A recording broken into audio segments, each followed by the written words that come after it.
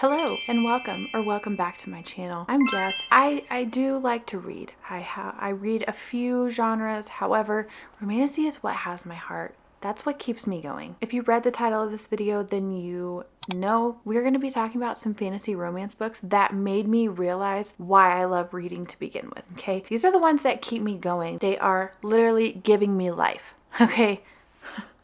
Yeah, this first book is rather new. So if you watch my other haul video, then this was in it. But we have Direbound by Sable Sorensen. I was absolutely feral for this book, okay? I was eating it up the whole time. This follows our FMC Marin. She is living in poverty with her mother and her sister. Their world has been going up against these vampires. They are right in the middle of a war. These vampires have been coming into their territory and stealing children in the middle of the night. Unfortunately, Marin's sister Selah, she does get kidnapped. So Marin decides that she's going to join the military and leave behind her sick mother and her boyfriend, and she's going to go enlist in the army, and just in time for there to be bonding trials where she has an opportunity to potentially bond to a direwolf. And this was so good. There were several juicy plot twists, okay? Most of them I did not see coming, and wow.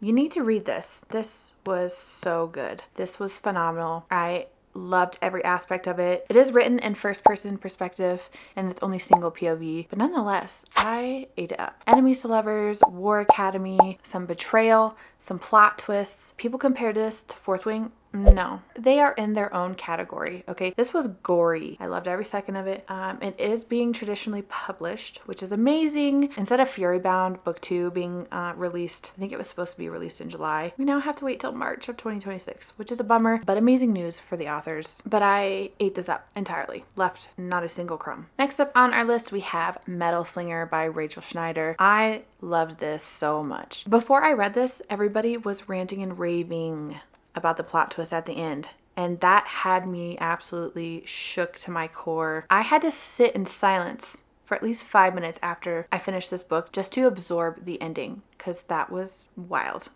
This follows our FMC Bryn. She is in the guard. There are two regions, the Kenta region, which they are on land, and the Alaha region, they pretty much just live on the water, and Bryn is a part of the Alaha region. Every year the guards have an opportunity to go onto land to go and explore the Kenta marketplace, everything pretty much right from the jump. This is like within the first chapter, but she has a pretty dangerous, mysterious encounter with a soldier from the Kenta region. It puts their treaty that they have on some rocky waters. So once they return back to the Alaha region, somebody follows her. Yeah. This had a lot of plot twists. This had enemies to lovers, forced proximity. This makes her question her loyalty to her region. This again is written in first person perspective, and it does have a single POV. I loved this. I need to know, desperately need to know where the rest of the story goes. Foaming at the mouth, barking like a dog. Woo, woo, woo, woo, woo. Yeah. Next up we have Daughter of No Worlds by Carissa Broadbent. I loved this so much. I loved our FMC Tasana. She has been through some shit. She is a girl with trauma. 10 years prior to the setting of the story, her and her family were captured and put into slavery. She pretty much told her captor that she was going to work off and buy her own freedom, and he was like, yeah, right. Okay, sure. Lo and behold, she does. And he pretty much tries to go back on his agreement and is like, whoa, whoa, whoa, I'm not letting you go. You're one of my best performers. So she decides to take matter into her own hands and gets rid of him.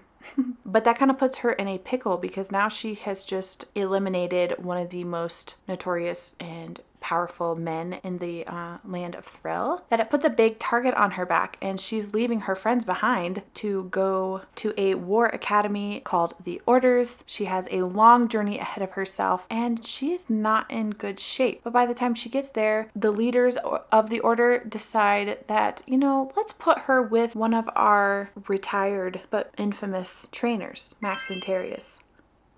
This is a grumpy mentor-mentee and forced proximity. I wouldn't say enemies to lovers, I would say reluctant allies to lovers. This was really good. This is so good. This is a first person perspective. It does have a multi point of view. I love getting to see the perspective of what's going on and the storytelling in another person's point of view. This is completed. This is a trilogy. It is being traditionally published, so these covers are the original. I believe you still can get them, but people are gonna make you spend a lot of money for this. But I love the covers. I love the story. I loved it so much. This definitely had me in its grips while I was reading it. Yeah, it's a good one. As for our last book/book series, I want to mention Reign of Shadows and Endings by Melissa K. Rorick. I'm a die-hard fan of Melissa K. Rorick's writing. I think she is an incredible writer. I love the way she captivates her audience and pulls you in. And her characters, while you might initially hate her characters, I think eventually you come to love them as you watch them grow and you watch them learn. A lot of them are set up for failure and have a lot of trauma that they're recovering from, but nonetheless, we love them for it. This book is written in third person and it does have multi POV, which I love that. This follows our FMC Tessa. She is Fae, and after so many years, the legacies, which are our superior beings, they essentially need the Fae so they can be stronger. They have a matching ceremony, and Theon, our MMC, he decides he's going to choose someone that nobody saw coming. He's going to choose Tessa to be his source. So they pretty much are going to bond. They are going to have an intense mental, physical, emotional bond, and he's going to be able to utilize her as a source of his power as well. But she is the least expecting person to get chosen for this source, so it comes to no surprise that she does everything in her power possible to refuse it and not let it happen. This is a dark fantasy romance, okay? Heavy emphasis on the dark. MMC, morally gray. 100%. He's endured trauma. Our FMC Tessa, she's also endured trauma. Theon needs a girl who is going to be obedient and not ask questions, and Tessa is the exact opposite of that. She's going to ask all the questions, and she's not going to come easily and not be at his beck and call. This has some forced proximity. This has some slow burn.